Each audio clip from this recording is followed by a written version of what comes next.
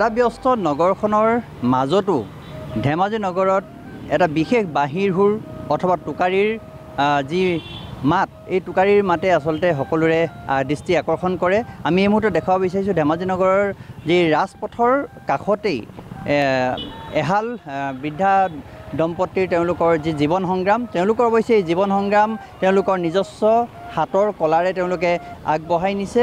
আমি পোনে পোনে ককাৰ কাষলৈ যাবলৈ চেষ্টা কৰিম, যিহেতু ককাই এই আচলতে এই সামগ্ৰীসমূহ তেখেতে নিজে বনোৱাৰ উপৰিও তেখেতৰ ঘৰতে এখন উদ্যোগ গঢ়ি তোলাৰ দৰে হৈছে। প্ৰায় 7-8গৰাকী ব্যক্তিক তেখেতে এই সকলো বাঁহ আৰু কাঠৰ সামগ্ৰীসমূহ বনাবৰ বাবে তেখেতে নিজে প্ৰশিক্ষণ দিয়াই আজি তেওঁলোকক সক্ষম কৰি তুলিছে আৰু তেওঁলোকে একেলগে ঘৰখনৰ সকলো একত্ৰিতভাৱে এই সামগ্ৰীসমূহ নিৰ্মাণ কৰে। আৰু আচ্ছা ককা,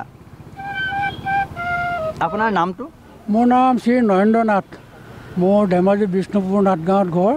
এই সামগ্ৰীসমূহ আপুনি নিজে বনাইছে নেকি? এই সামগ্ৰীবিলাক মই 2097-98 চনৰ পৰাই মই মানে জড়িত হৈছোঁ। এতিয়া এই আসন শৰাই ঠগাৰ লগত জড়িত হৈ গুৰু ভকতৰ সেৱা শুশ্ৰূষাত মই বহুত মানে আনন্দিত হৈছোঁ।